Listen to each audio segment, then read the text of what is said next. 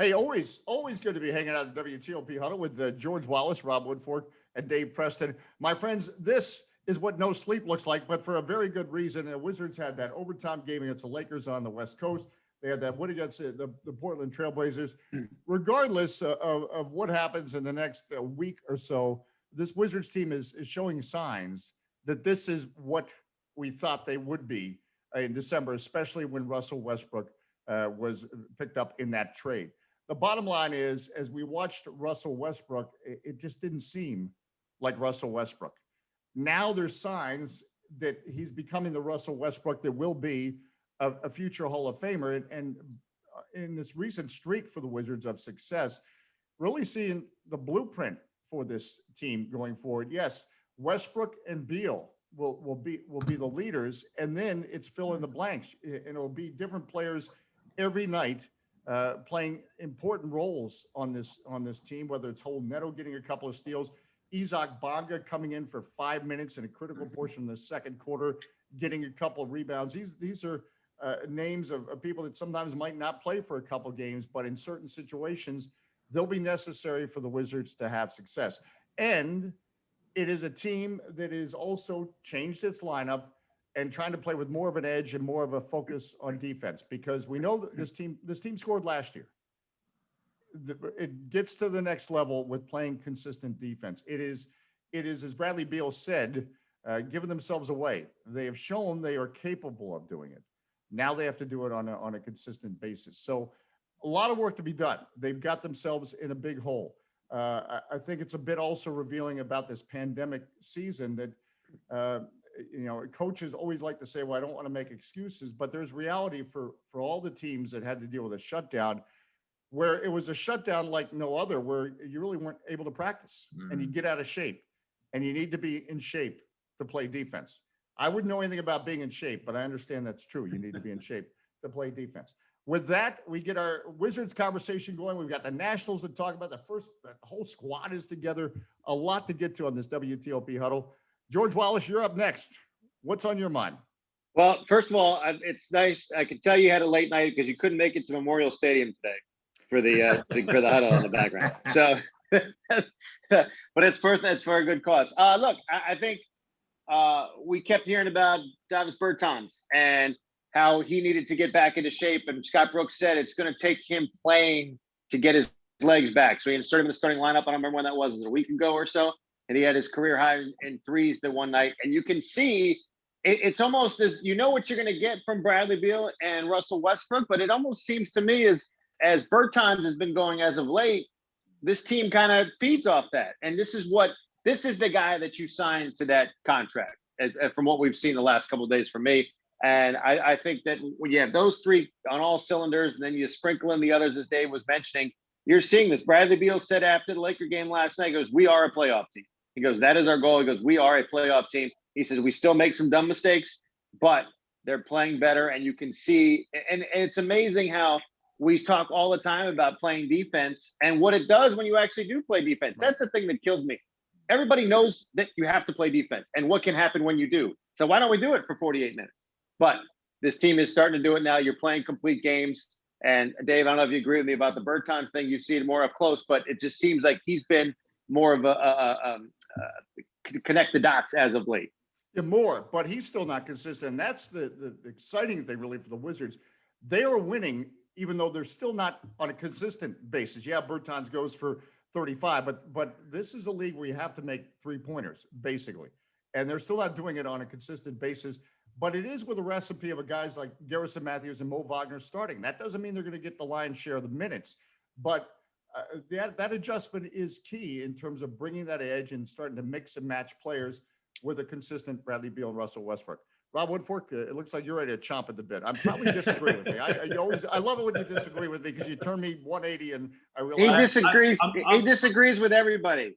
I mean, somebody has to disagree. We can't just all agree. Nobody will watch us. Cam Newton will agree with you. Yeah, somebody's got to roll a grenade. Come on. Yeah, man. No, I actually don't disagree with you. I mean, that mixing up the starting lineup really was kind of that watershed moment for them, getting Wagner involved and really knocking down shots and playing better defense. I think the fascinating thing to me, and this kind of seems like, and Dave, you'll know this better than me, it seems like almost on a consistent basis, the Wizards are one of those teams, and it almost feels like it's a Washington thing because the football team used to be this way too, where they play their best ball and they play at this almost upper echelon level when they go up against the elite teams, and they either win or come close, tantalizingly close to winning, and don't seem to bring that same energy against teams that aren't very good or teams that are equal to or lesser than them. And that's been sort of the story of their season so far is, they'll knock off the Nets twice. They'll beat the Lakers on the road. They'll win 5 in a row. But then, against Chicago, for example, I mean, that's the team that they're chasing for that 8th spot, in the playoffs. They lose a couple of those games. And I know they came early in the season when they were still dealing with a number of issues, but, some of those head-to-head losses against some teams that are ahead of them in the standings, that's something that could come back to bite them if they don't, continue to play at this really torrid pace that they're on right now. So that's kind of the interesting thing to kind of look at. No, believe me, it was a punch. I'm still thinking about those losses. I've not gotten over those losses. And because I've seen that script before where you miss by one game and you're thinking, aha, if you had taken care of that game against the Bulls at home. And again, to just jump on the defensive point, LeBron James is a pretty good guy. And he was pissed off because the Lakers had a losing streak when they played him. And there was a moment in that Lakers game where you thought, all right, LeBron's going to take this thing over because he is so good. And for a bit, he did. He had that one play at the end of regulation. Right.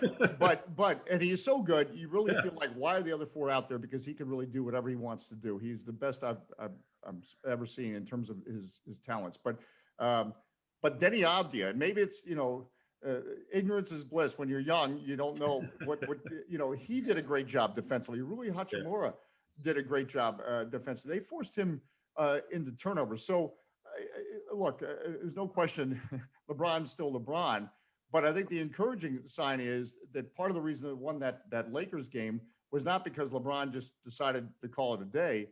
It's because they kept meeting the challenge, because I've seen that act for 17 years.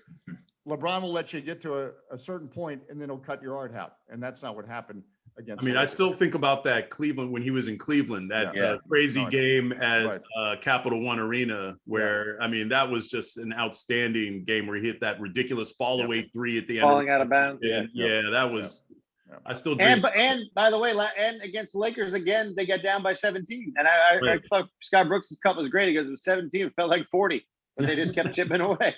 I think I need a drink now with all these talks. But anyway, they Preston, these LeBron memories, it's trauma to me. What I like about this team is, yes, they're heating up. And the question is, as Rob mentioned, this team has been a thermometer team this year as far as reflecting their opponent just as much as they reflect themselves. Can they become a thermostat team, as in setting the temperature in the room? They've got 2 guys, Russell Westbrook, Bradley Beal, who are great veterans to learn from. Scott Brooks, the head coach, said that, I think, just the other night, saying that, these are 2 guys who the rest of this team, the young guys, the Rui Hachimuras, the Mo Wagners, who are still finding their way in the NBA, they can learn from those guys. And if this team is going to become a thermostat team and make moves and play the way they play, as opposed to reflecting how good or how soft their opposition is, they're going to need to follow the lead of Bradley Beal and Russell Westbrook. Well, you just hit the nail on the head, because I think we need to appreciate the way Bradley Beal brings it every night, the way he brought it every night last year as he was triple teamed, or the way he's approached his career. And it's the same thing. Neither one of these guys, Russell Westbrook and Bradley Beal, take a moment off. I've had the pleasure of watching Russell Westbrook in practice. I don't care if it's a slam dunk competition at the end of the practice. He is still coaching, engaged, involved. He's at that level. So that for all this stuff we talk about really is what gives you hope, because these two are, I know they only call Bradley the real deal, but they're both the real deal. And that's what should give Wizards fans hope going forward, because there's still a lot of work to be done. But lo and behold, they're in a shouting distance of a playoff position. And I think what Scott Brooks said too, also about Westbrook and what he brings. He said it's not just on the court of practice; it's the bus ride, it's the pregame meal, and the video sessions and things like that. And I like Bradley Beal's comment after being selected the All-Star last week. He said, "Look, Ted entrusted me with this franchise. I have to bring it every night, whether I'm off night, off, whatever. I need to be up here every night and prove that I am worthy of this, basically.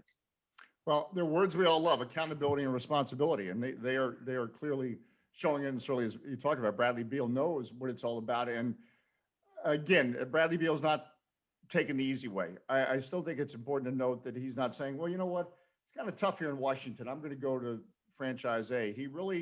It's not just lip service. He wants to make it work here in DC, and it's not. And I'll tell you what, if he sticks around and they're able to put a team in place around him and they win a championship, I mean, he is the king of this town. I mean, there's just no getting around it, because the drought here has been so long. I mean, literally, they won a championship the year before I was born. So I have never seen, truly relevant Wizards / Bullets teams in my lifetime. So if we were able to do that, and this is a basketball town, and a lot of people don't, or at least outside of DC, don't recognize that. If we were able to put a championship NBA team on the floor, this town would be on fire. And you saw it in a sense with what happened when and also with the Capitals, when the Capitals won. I mean, I wouldn't call this a hockey town, but I mean, the streets were full of, they were rocking the red and everything. So, I mean, the Wizards, if they ever got hot like that and they were at the top of, the NBA in a super meaningful way, man, this place would be on fire. But you can argue those Gilbert teams against the Cavaliers, that was some pretty good basketball. I mean, you had Soulja Boy and Jay-Z going at it. What else do you want? Come on. That was before Wale got on the scene, right? Yeah, right. Yeah. And when you were born 1970, you were born in 79, Rob? 79, yeah. See, he always depresses me. 78 was the best 3 years of my life when I had my first kiss from a girl. I was enjoying the Bullets championship. Whoa. I was feeling good today, and now I find out Rob wasn't even Time out. good yet. Time out. Right. Take it 20. Oh, God. I'm going to need therapy after this. Oh. College basketball. Hey, Dave, look, I think Dave gets the vote. You really get Yes, the vote. I do. Yeah. I think you mentioned that last show. No, And did I mention I've met George Lazenby? I think there might be a photo somewhere. I love the tease you said. I heard at one point, find out which Mountain West team I voted for or something like that. And, Yes. and I thought, I don't know if I could find the Mountain West, and Dave's voting for the Mountain West. But anyway. The conference carousel changes seemingly every week or so, and where you have the Big Ten that has 14 schools, the Big 12 that has 10, right. The Big 10 has 14, the Pac-12 has 12 schools. It's one of the reasons why I like it. I was not told there would be math on today's show. What I like about February is that, no, it's not March Madness, but you have a lot of jockeying, a lot of positioning. I like to call it moving month in college hoops, where you have your contenders. Some of them are reduced to being pretenders and vice versa. Maryland was in that pretender situation a few weeks ago. 4 wins in 8 days. Now they're 8-9. They're on the bubble. Barring a disastrous finish, Mark Turgeon's team should go dancing again this year. You also look at Virginia. They've had a rough slide. The loss to Florida State, the tough loss to Duke. They have to kind of right their ship, because even though they're in the top 10, they have a lot. They've benefited by playing the lower half of the ACC in a soft conference. Virginia Tech has had a heck of a season, but they've been on COVID break the last week or so. 2 schools that not a lot of people talk about when you think about college hoops in the area, Navy and James Madison, both have chances to end NCAA tournament droughts. The Dukes haven't been in the big dance since 2013, I believe, and Navy hasn't made the tournament this century. Navy's been really impressive. Yeah. I've had a chance to catch a couple of their games working weekends, man, and that they're pretty serious this year. Now, Cam Davis, heck of a player. They used to have a player named Sean Anderson, spelled his name differently than our anchor at WTOP, but I always used to give Sean a little jab from time to time. Their guy now, Cam Davis, fantastic player at both ends of the floor. What sold me on the midshipmen, not necessarily their run through the Patriot League, but the fact that they were able to go to Georgetown, and even though the Hoyas aren't having their best season, they were able to beat the Hoyas at McDonough in a game that they shouldn't have won. And I'm sold on Maryland, and you guys answer for me because you're following it closer. Should I be? Because I think Mark Turgeon made a great point about so many times the way this season's gone, this team could have, gone south. And instead, to put a 4-game winning streak together against the competition they've had, something's going on there, guys. What do we make of that? Yeah, I think I think I give him credit for changing kind of the philosophy, playing, getting his group together. Eric Ayala, Darren Morcell, and Aaron Wiggins. He goes, guys, look, I hate losing. I don't do this well. And they told him, we got you, coach. So they kind of changed. I like the way that they've.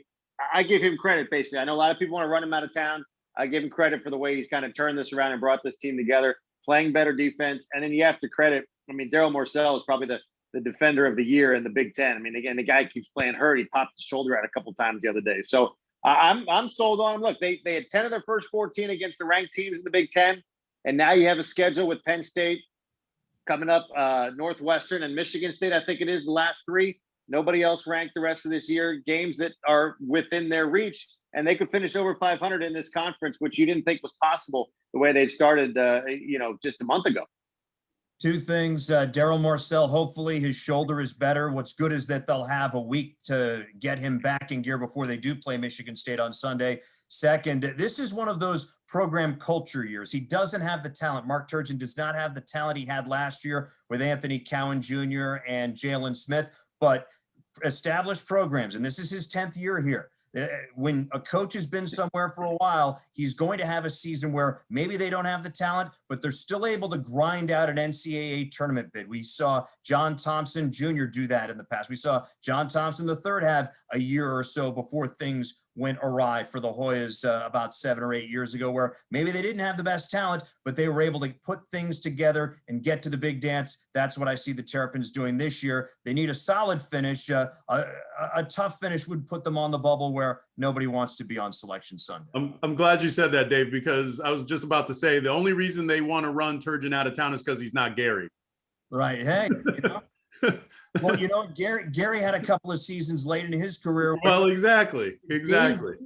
Dave Neal was their captain, and they were able to make the tournament. And some of us, myself included, thought he was a walk-on when I first met him. But when you establish a culture, you've got that sort of team. We've seen other teams that Mark has coached miss the tournament, and I think about 5 years ago or so, they started recruiting different guys. They went away from the Diamond Stones, the one and dones. They even though they're not recruiting talented players, but they're looking for guys who are going to stay 2, 3, maybe 4 years and improve over those 2, 3, or 4 seasons.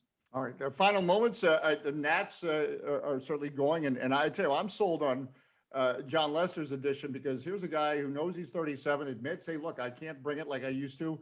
I can't just blow balls by people. Instead, I've got to. I enjoy the cat and mouse, and I've got to outsmart them. I'm reunited with Davey Martinez, and he mentions the music that Davey Martinez adds at spring training. So that's another reminder that, let's face it, Davey Martinez is just one of the coolest guys on the planet, and that also is a factor. So that's an encouraging sign that you have a guy of Lester's quality who's just trying to fit in with a starting rotation where he once was the guy. So that's to me a big time addition. Any other thoughts this week, as we got baseball going on too? It'll be interesting to see what they do with Trey Turner in the batting order. Davey Martinez has mentioned that he'd like to have Trey further back. It's nice to have him as a leadoff hitter. He gets on base. He produces runs from atop the order. But in the National League, where you have that pitcher batting ninth, and 9 times out of 10, most occasions, that really limits what your leadoff hitter can do as far as driving and runs. And he'd be a much better 2 or even a 3 hitter. Problem is, they need guys ahead of him who can get on base. Victor Robles, they thought that he'd be the prototypical, in fact, he's the stereotypical leadoff guy. Center field, can run. He has some pop to his bat. He needs to be better as far as getting on base. They need to find somebody who can get on base in front of Trey Turner if he's going to be able to hit successfully from the 2 or 3 hole. If he does hit second, there's no reason not to think he can't drive in 100 runs this season.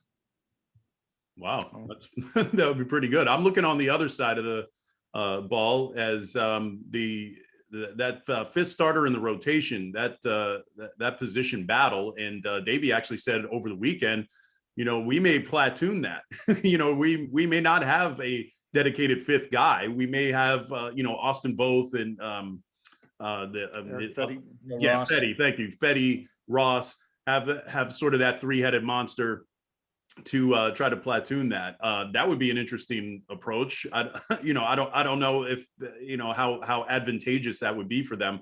but it would be great to see somebody really step up and take ownership of that role and solidify that starting rotation, because I mean, quiet as it's kept, and I hate to say it, Max Scherzer's not a spring chicken anymore. So you know, his days as an ace may be sort of running out. I still think he'll be good this year, but you kind of really want to get a sense that you have some younger guys who are able to step up if and when that day comes a little quicker than you want it to.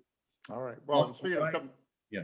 Go ahead real quick, Dave. Jump in. What I think, you know, is Rob's point, you know, looking for that fifth starter, the Nats do have, and every major league team has a little bit of leeway that first month where there are more off days built into the schedule. Sure.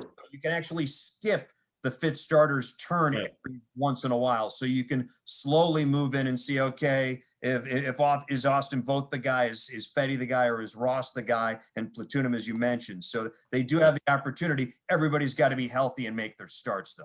Yeah. Wow. Well, speaking of that's a big if. speaking of quicker, we're running out of time here, and I don't know how we did this. We went through a whole show without talking about a quarterback.